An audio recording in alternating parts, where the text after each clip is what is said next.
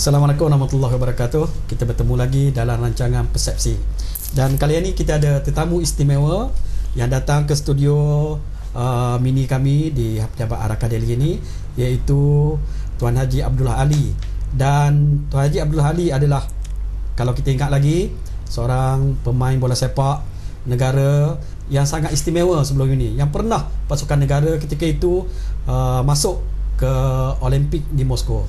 Dan hari ini kita amat bertuah kerana bersama dengan kita ni. Hari terima kasih banyak kerana sudi datang ke pejabat kami. Terima kasih. Ya, apa khabar sekarang? Bagus. Ya. Alhamdulillah. Ya, baru ni Tuan ini telah menyertai PAS.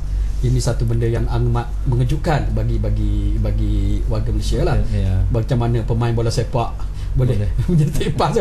Tapi sebelum tu boleh Tuan ceritakan sikit, mungkin orang baru tak kenal siapa dia Abdullah Ali, boleh ceritakan sikit. Okey, terima kasih banyak Cik Zul lah. So saya ialah mungkin dulu saya berasal daripada Terengganu juga, macam Cik Zul lah, Bukit Payung.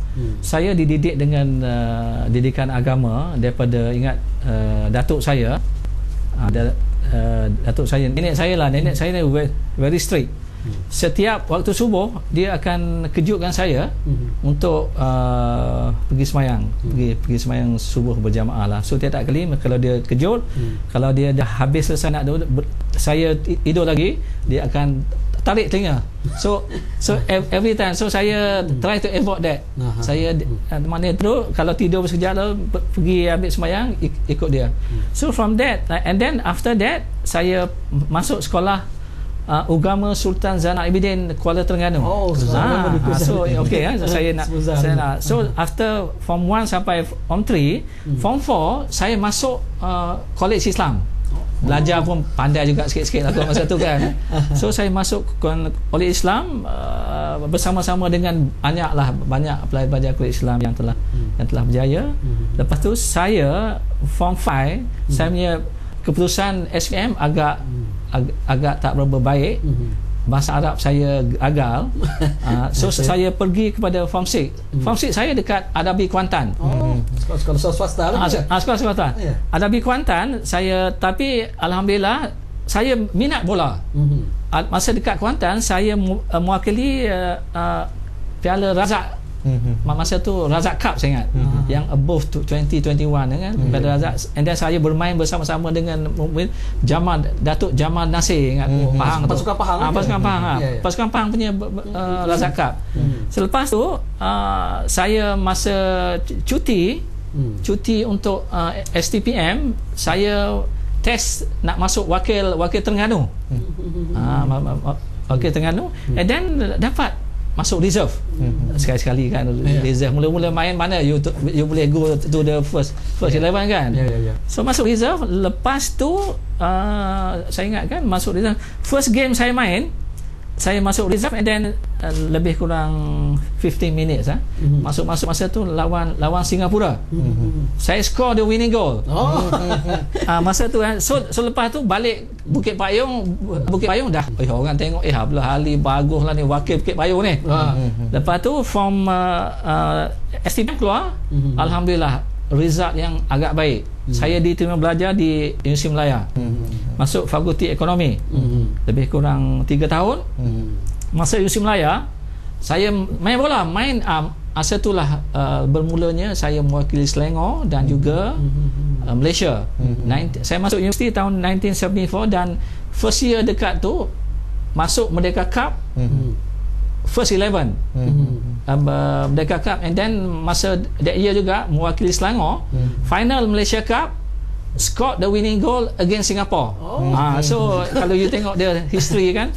So the bottom line is dalam keluarga agama yang kuat, dan dari segi akidah, dari segi apa ni, kita takut kepada Tuhan. Sometimes ialah because of kita didik dengan aja. So maknanya kita nak buat apa-apa yang tu, and then satu lagi kan, dia memang very strict. Kalau tak full 5 kali, akan susahlah saya nak explain why saya tak penuhkan 5 kali. So ingat daripada dulu lagi semayang tu saya betul-betul jagalah sampai Okey, dan dipahamkan apa ni pasukan yang pernah diwakili oleh tuan, pasukan pernah wakili Malaysia pula ke mana pergi? Setakat mana? Okey. Saya mewakili 1974 sampai 1981. So lebih kurang pergi SEA Games tu memang selalulah kalau Malaysia masuk SEA Games gol lah.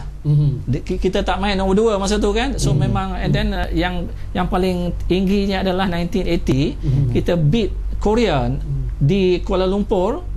Masa qualify, masa group match pun kita menang 3-1. Masa final match untuk qualify ke Moscow kita beat dia 2-1.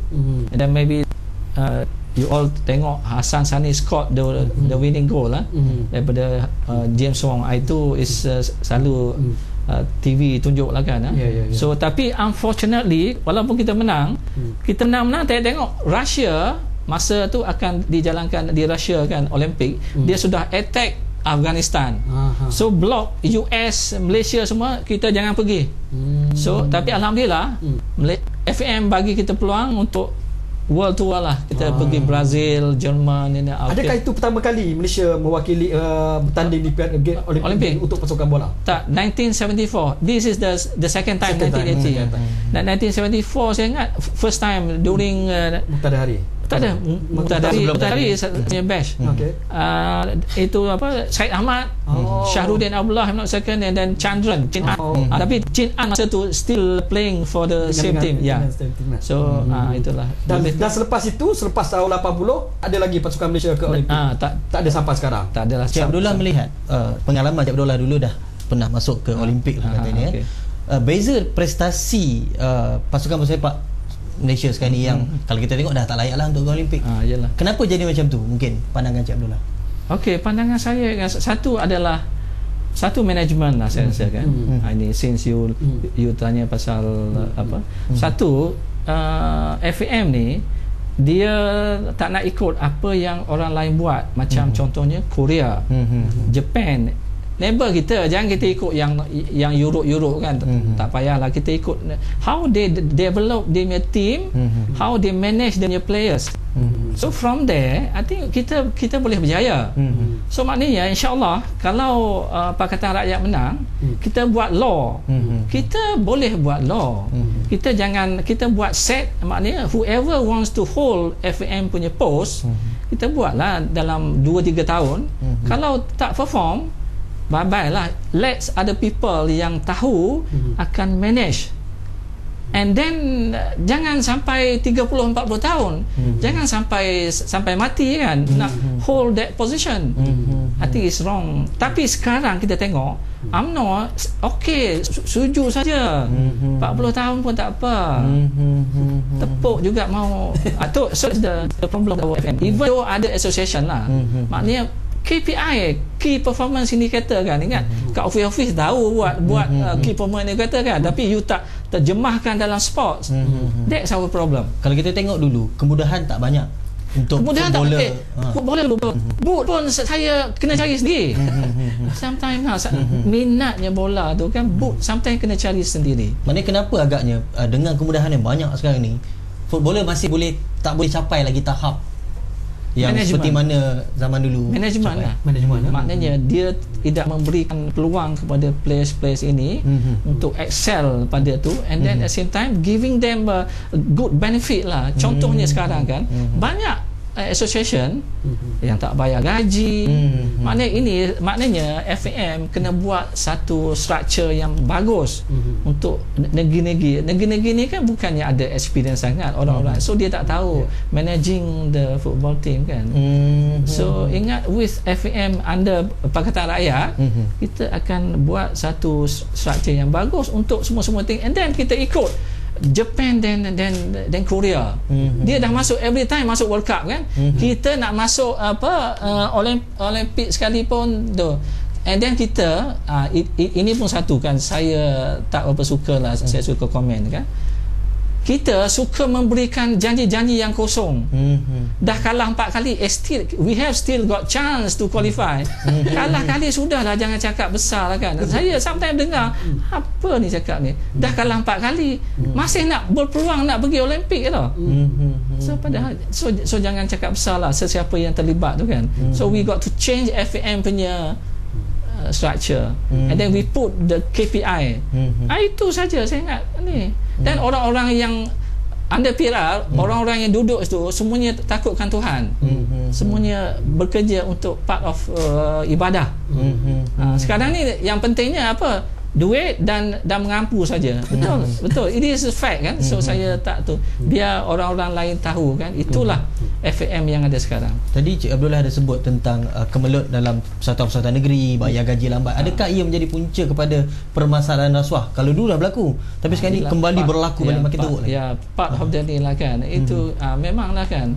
Because kita tengok why Korea ataupun tapi Korea pun sekarang dah ada bising-bising juga pasal rasuah kan. Masih Japan, tapi yang pentingnya kita memberikan players ni satu opportunity for them to earn the money, because dia orang ni main beberapa tahun saja, sampai 10 tahun lepas tu dia nak pergi mana. So within that years ni, within this year, dia kena dapatkan duit yang banyak, macam EPL kan kita tengok kan. So kita nak duit macam tu susah lah, tapi kita must think of that what I call direction lah. Tapi coming back to your question ni, memang possibility yang benda-benda gini is getting to the rasuah ni issue. Okay. Perbincangan kita dah jadi semakin hangat. Kita berhenti sekejap. Kita akan sambung lagi selepas ini, insyaAllah.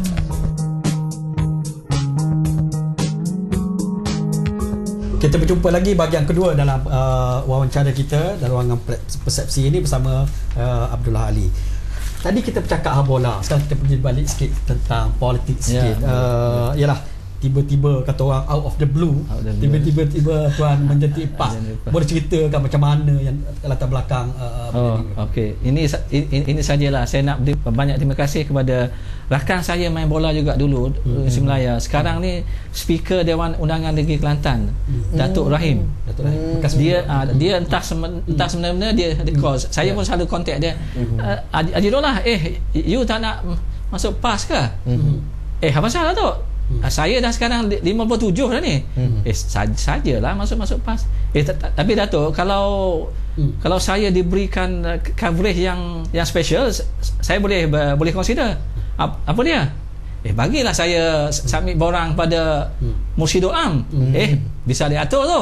Kan dengar dia close dengan dia. So okey Datuk, kalau dah set, okey, saya nak ambil flight pagi tengah hari tu kita tu. So after 2-3 days, okey dah lah set ni. Lepas tu saya pun pergi. So saya and then jumpa kawan-kawan lama dekat sana, macam dari Umar, adalah few friends, and then saya pun Datuk Nik Aziz ni, saya envy dia. Satu pemimpin yang mempunyai karisma sendiri, dan saya pun nak jumpa dia.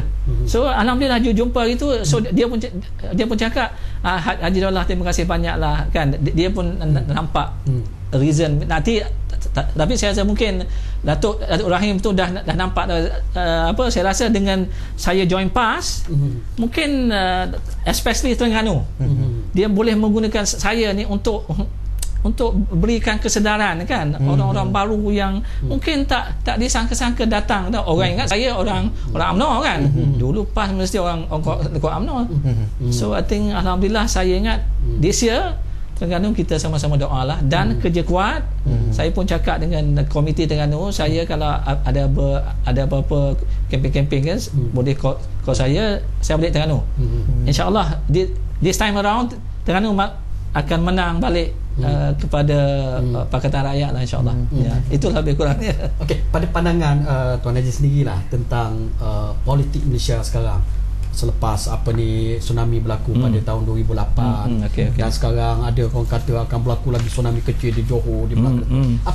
Apa pemerhatian daripada Tuan Haji? Okey, saya tengok salah satu sebab why saya join PAS at the age of 57, saya tengok Barisan Nasional sekarang, dia telah menjalankan satu dasar yang amat merugikan negara, amat merugikan rakyat. Kita contoh, ambil satu saja, NFC.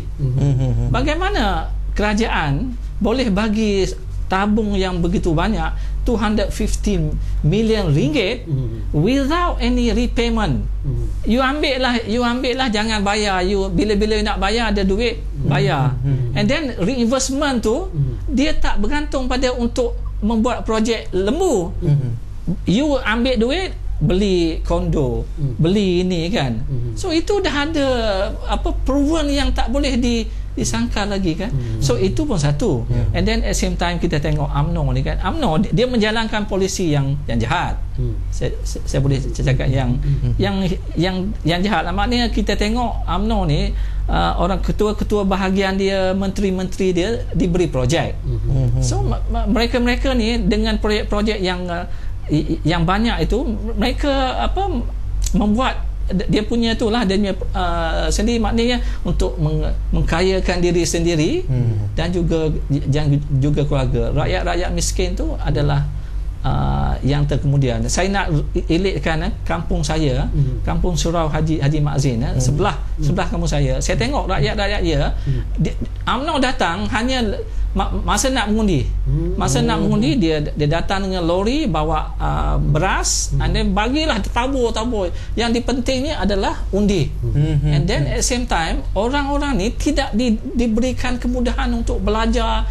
Itu bukan.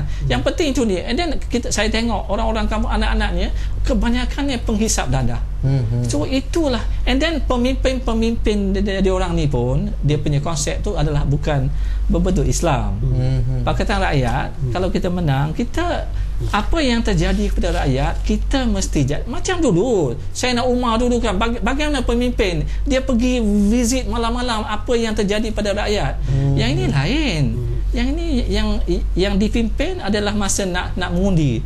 Tabur duit. Sekarang kita tengok Perdana Menteri berapa banyak dia tabur duit hanya untuk dapat undi. Tapi tak apa.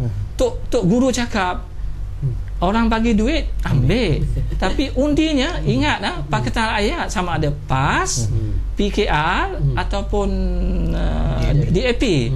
So from here kita form a majority of kapal, and then insyaAllah we got the at least small majority, if not the what I call resounding majority, 80-90%. InsyaAllah saya ingat.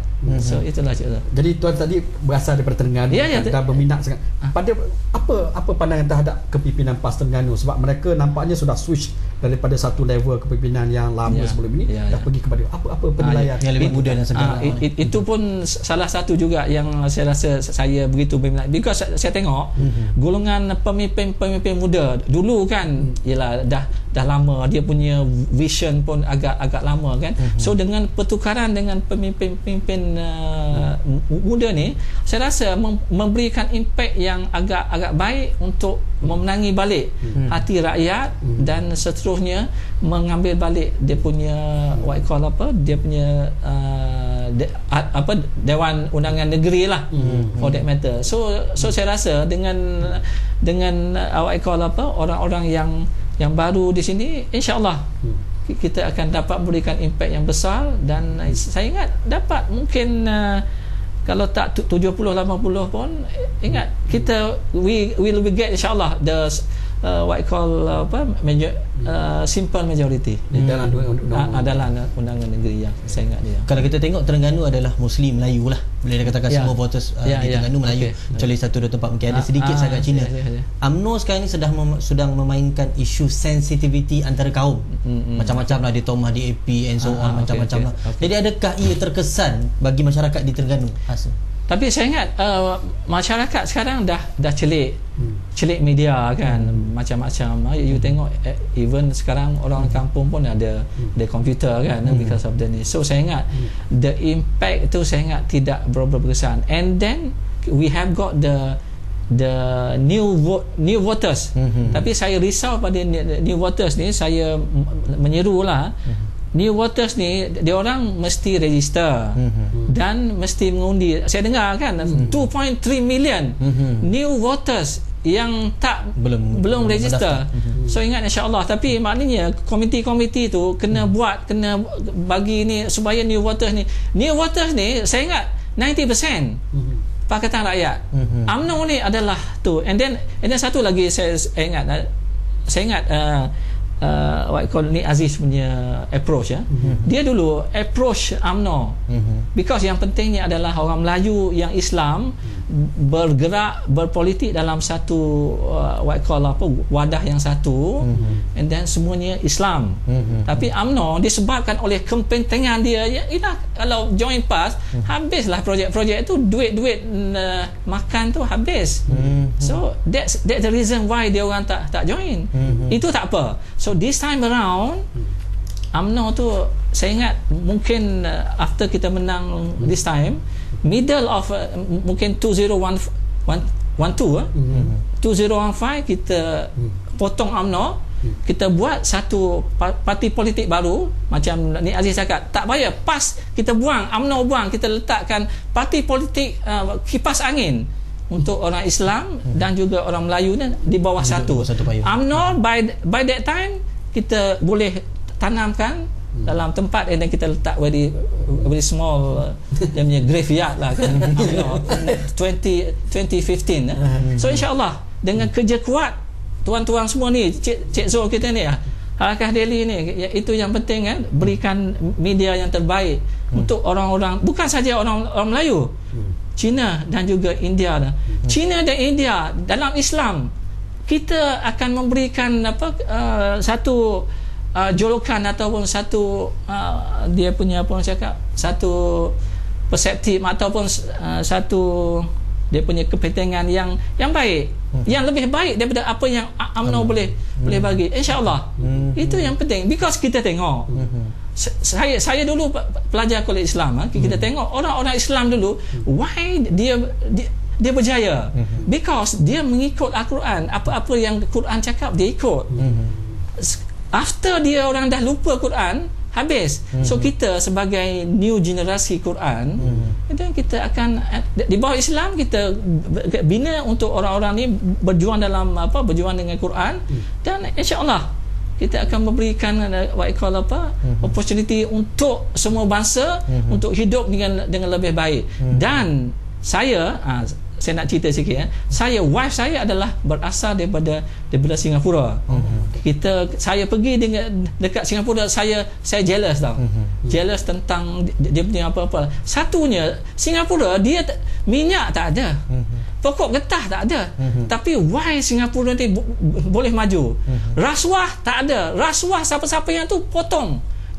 You have heard that dulu one of the minister, rasuah kalau dia orang dengar saja dia punya pihak berkuasa akan investigate dia bunuh diri. Ada one of the minister, dia bunuh diri. Dia tahu ini dia punya badan ni diletak di bawah parlimen, dia tidak diletak oleh siapa-siapa.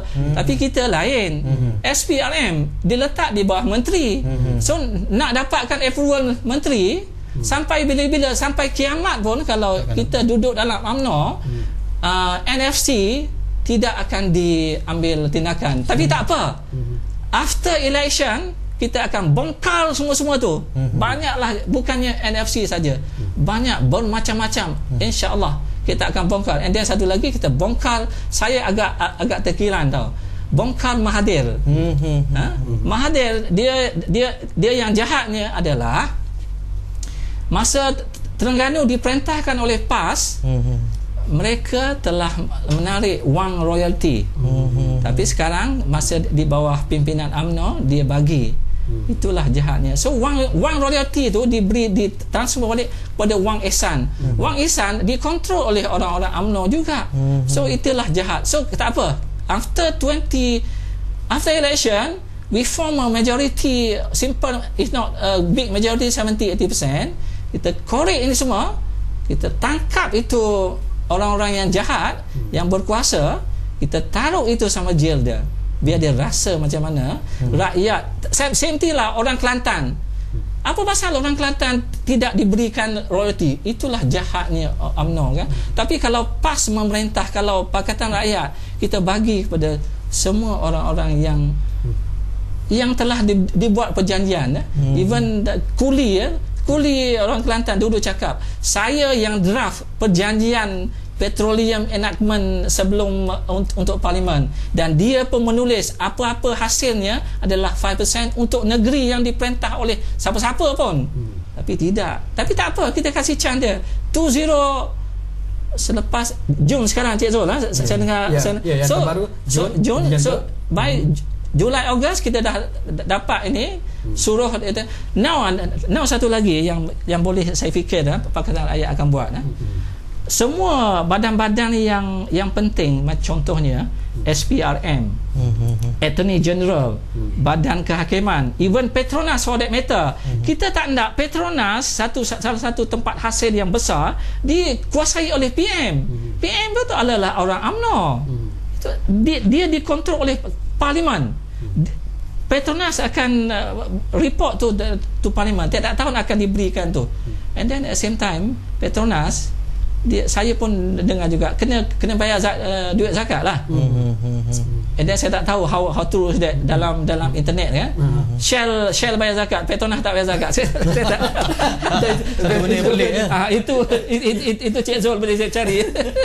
Okey, saya rasa kita dah sampai kepada penghujung. Terima kasih. Banyak lagi kalau kita bagi peluang kepada Tuan Haji Abdullah nak bercakap, tapi masa kita sampai di situ. Terima kasih banyak kerana sudi datang ke studio mini kami pada hari ini. Terima kasih juga kepada saudara Wan Nordin daripada Harakah kerana bersama-sama kita hari ini. Sekian, terima kasih. InsyaAllah kita akan bertemu lagi. Sekian, wabillahi taufiq wal hidayah. Assalamualaikum warahmatullahi wabarakatuh.